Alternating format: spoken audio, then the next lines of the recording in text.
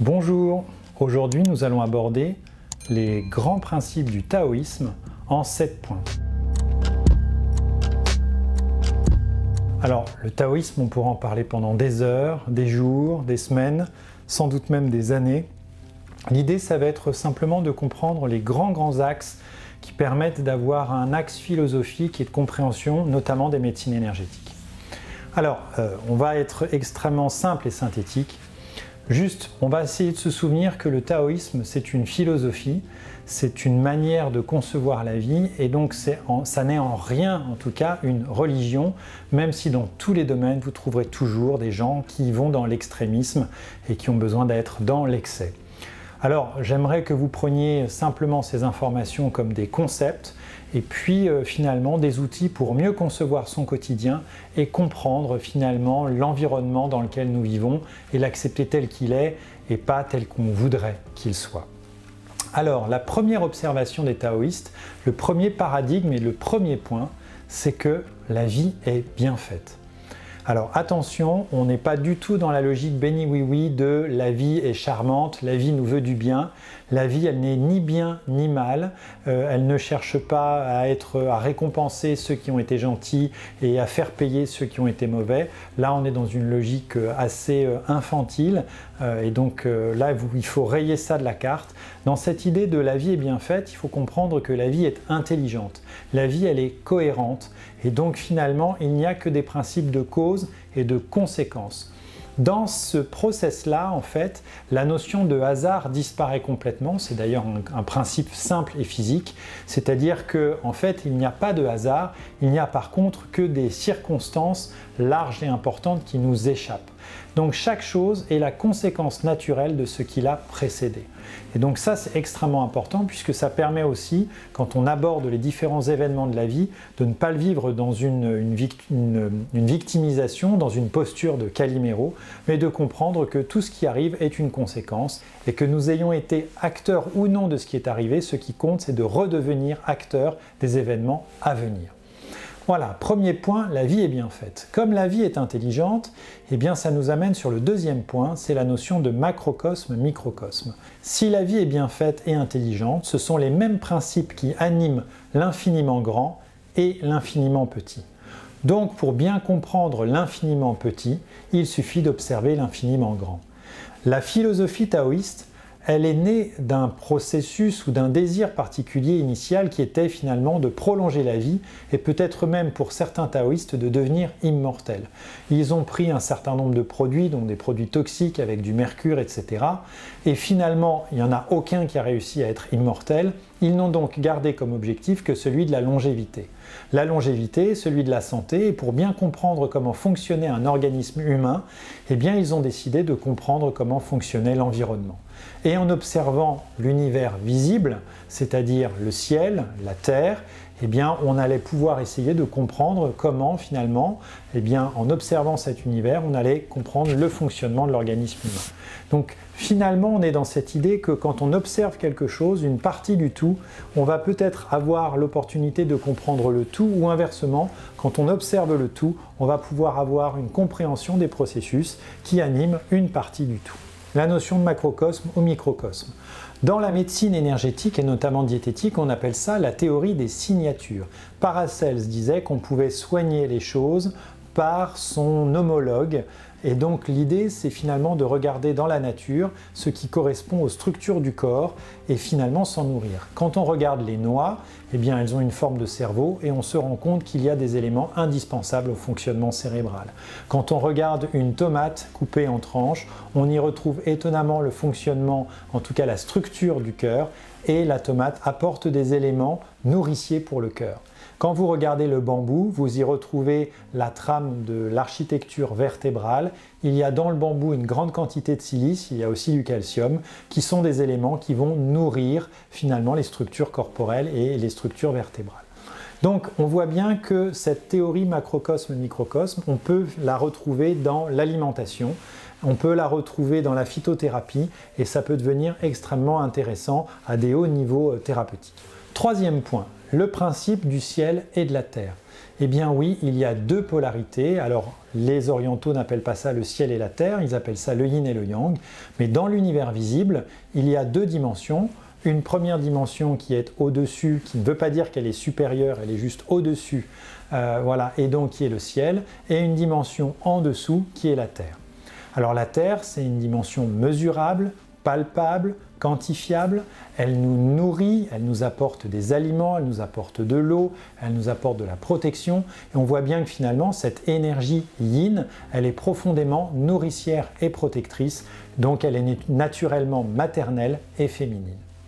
La dimension céleste, elle est un petit peu différente, elle est non mesurable, non quantifiable, non palpable, et pourtant elle nous apporte quelque chose d'indispensable à la vie, c'est-à-dire l'air que nous respirons. Donc même si on est dans le monde du subtil et de l'invisible, c'est quelque chose qui est indispensable à notre vie. Et que fait le ciel? Eh bien le ciel, en fait, il dicte des rythmes. Il dicte le cycle jour-nuit, mais il dicte aussi le cycle des saisons en allongeant les jours ou au contraire en allongeant les nuits. Et donc il impose à la Terre de s'adapter et de s'organiser en fonction de ce que lui va ordonner. Le ciel va nous servir de repère, il va nous servir de référence, soit par la position du soleil, soit par l'heure, soit par le fait que ce soit le jour ou la nuit, ou soit aussi par la position des étoiles qui ont toujours servi de référence pour se diriger pour les peuples nomades. Finalement, cette structure particulière qui dicte ses rythmes, qui impose ses lois, parfois même d'ailleurs son tempérament, puisqu'il peut y avoir des changements climatiques brutaux, et puis qui donne des repères, c'est une dimension qui est plutôt paternelle, normative, et donc plutôt masculine. C'est ce que les orientaux appellent le yang.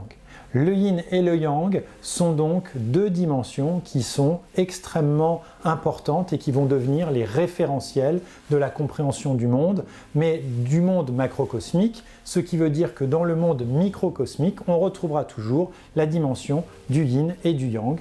Et finalement, si on prend un organisme, il y a une part palpable, mesurable et quantifiable, c'est le corps, et puis physique. Et puis il y a une part non mesurable, non palpable et non quantifiable, c'est soit sa part énergétique ou c'est ce qu'on va appeler aussi la notion de l'esprit ou le psychisme, c'est la part non visible et non palpable et pourtant qui est profondément agissante, voire qui ordonne et qui impose un certain nombre de choses au corps. Alors de ce troisième principe du yin et du yang, il y en a un quatrième qui intervient et qui découle directement, c'est la notion de relativité, c'est-à-dire qu'on peut effectivement considérer que chaque chose peut être yin ou yang. Dans le monde de l'énergie, une chose peut être et être son contraire. Ça peut sembler paradoxal, mais en fait, il suffit simplement de changer de référence et ça y est, quelque chose peut changer de nature. Par exemple, eh bien, si j'observe dans la nature, et c'est un exemple que j'aime bien donner parce qu'il est extrêmement simple, si je prends le sommet de la montagne par rapport au niveau de la mer. Le sommet de la montagne, il est plus haut, il est plus près du ciel, il est plus chaud si on ne monte pas trop haut. Si on va dans la mer ou qu'on plonge dans les profondeurs, il y a plus de fraîcheur. Le sommet de la montagne va plutôt être yang et puis la mer va plutôt être yin. Mais si on change de référentiel et qu'on commence à comparer le sommet de la montagne avec le soleil est plus haut, plus lumineux, plus fort, il est yang, et finalement eh bien, le sommet de la montagne qui dans la référence précédente était yang, devient par rapport au soleil yin. Une chose peut être et être son contraire en fonction de notre point de vue. Et donc ça, dans la gestion des émotions et la gestion du stress, changer de point de vue, c'est quelque chose qui est profondément déterminant. Il y a un exemple que j'aime bien donner par rapport à notre attitude émotionnelle et psychique, c'est cette histoire qui est un des grands classiques de Stephen Covey qu'il raconte dans son livre « Les 7 habitudes de ceux qui réussissent ce qu'ils entreprennent ». Eh bien voilà, c'est l'histoire de cette personne qui est dans le train et puis il y a un enfant derrière qui est extrêmement agité, un petit enfant qui fait du bruit, qui n'est pas cadré, et puis il y a son papa à côté qui ne dit rien, qui ne fait rien, et puis l'enfant continue d'agir, de taper dans les sièges, de faire des caprices. Puis à un moment donné, la personne en a marre qu'on tape dans son siège, elle se retourne et puis elle commence à dire « vous pourriez, s'il vous plaît, vous occuper de votre enfant ». La personne, elle est en colère, elle fulmine, elle n'en peut plus, elle en a marre qu'on tape dans son siège et qu'on envahisse son territoire. Et puis là, le papa explique « je suis désolé, la maman de ce petit garçon est morte hier soir, et donc depuis, je n'arrive pas à le gérer, je n'arrive pas à le calmer, il est hyper excité ». Et voilà une personne qui à un moment donné initialement était remplie de colère et de hargne pour cet enfant qui était finalement identifié comme étant mal élevé, et puis d'un coup on vient de changer de point de vue, on voit un enfant en souffrance, on voit du malheur, et hop, finalement on n'est plus en colère, on est peut-être triste ou dans l'empathie pour cet enfant. Et finalement, s'il tape dans notre siège, 1, c'est pas grave, ou 2, si c'est un problème, on va se déplacer pour laisser cet enfant vivre son deuil. Dans le premier vécu, c'était « je ne veux pas qu'on envahisse mon territoire et je veux me protéger, je suis agressif ». En quelques secondes, on vient de changer de point de vue et finalement, la colère vient de tomber. Et peut-être même qu'on y trouve l'énergie pour aller s'adapter et se mettre dans une position dans laquelle on sera mieux. On voit bien que tout est relatif, tout est une question de point de vue. Dans la gestion du stress, c'est fondamental. Au-delà de la relativité, nous allons aborder un autre point. C'est la notion du 1 plus 1 égale 3. Lorsque le yin et le yang se rencontrent, ils donnent la vie. Lorsque le ciel et la terre se rencontrent, ça produit quelque chose. Ça produit l'herbe, ça produit les animaux, ça produit l'être humain, ça produit les oiseaux, ça produit du climat. Et donc l'idée, c'est que lorsque le yin et le yang se rencontrent, la vie s'exprime. C'est la même chose au niveau de l'espèce humaine. Quand le masculin et le féminin se rencontrent et que ça match, eh bien ça donne 1 plus 1 égale 3. C'est la même chose pour des entreprises, c'est la même chose pour des idées. Finalement, deux entités individuelles, quand elles se rencontrent, elles peuvent réussir à créer un troisième élément qu'ils n'auraient pas pu créer seuls. Et donc c'est ça générer la vie, c'est la notion de 1 plus 1 égale 3. Et un des principes du taoïsme, c'est d'essayer de créer du 1 plus 1 égale 3 dans toutes nos relations. Et il y a parfois des relations où finalement on est 1 plus 1 égale 0, et donc ça c'est ce qu'on appelle des relations toxiques. C'est lorsque nous sommes finalement dans une construction relationnelle qui n'apporte rien à personne. Et donc là, le 1 plus 1 égale 1, 1 plus 1 égale 2 n'est pas forcément idéal. L'objectif c'est le 1 plus 1 égale 3 et de faire fructifier la vie.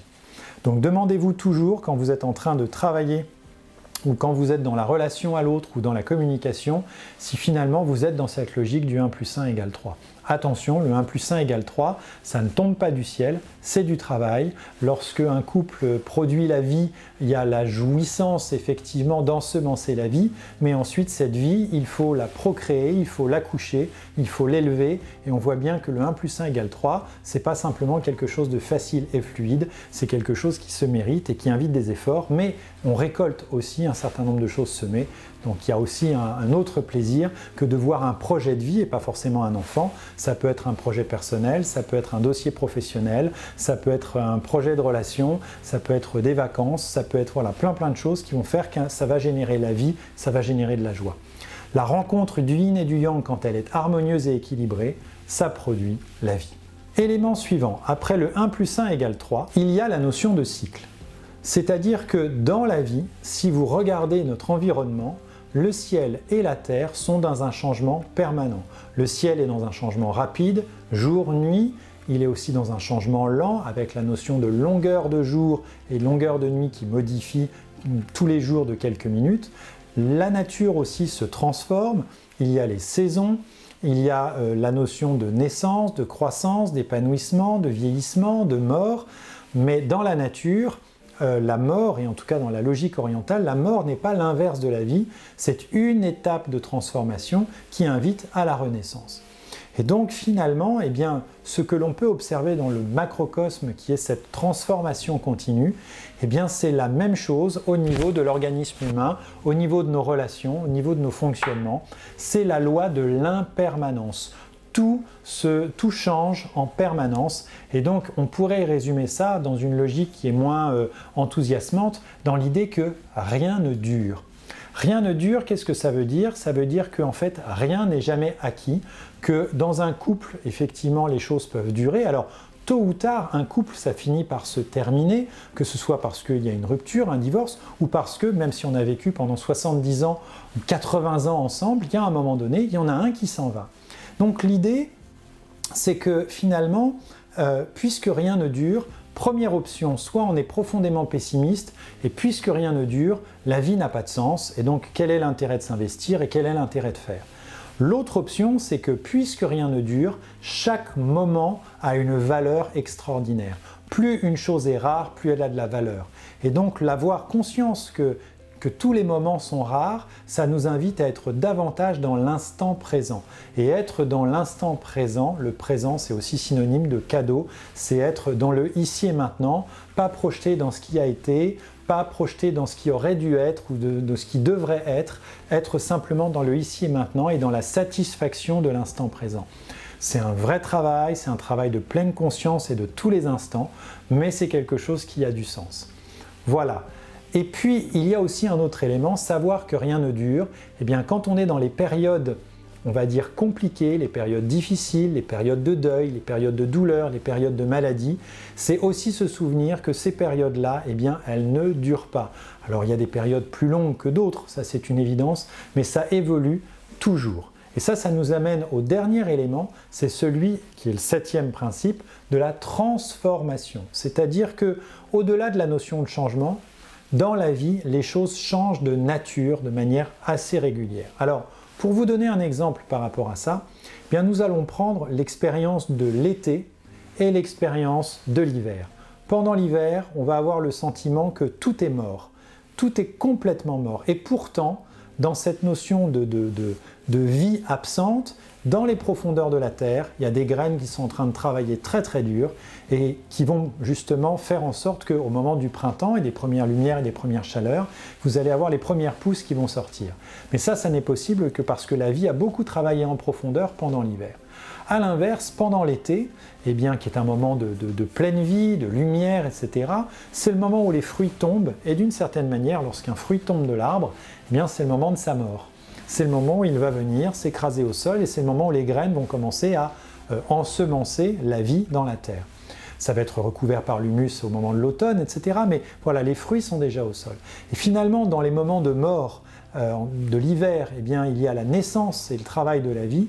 Et finalement, dans les moments de plein été, de pleine chaleur et de pleine vie, c'est là où on va retrouver des notions de mort. On voit bien qu'il y a une notion d'alternance, de transformation d'état, et ça c'est extrêmement important dans les pathologies, où on va avoir finalement des pathologies qui parfois, quand elles arrivent à leur extrême, changent de nature. Il y a des pathologies aiguës qui vont finalement devenir chroniques, il y a du chronique qui fait des phases aiguës, il y a des moments de santé, il y a des moments de maladie, il y a des moments de nettoyage et de purge, il y a des moments de reconstruction, il y a des moments de sommeil, il y a des moments de récupération, des moments de dépenses. Donc on est en permanence dans du changement, de la transformation, et c'est aussi valable dans nos états d'être, c'est aussi valable dans l'image que nous avons de nous, dans nos croyances et nos modes de fonctionnement. Et donc, à aucun moment, on ne doit figer les choses, on doit plutôt les accompagner. La vie change, les choses se transforment, les sociétés changent et se transforment.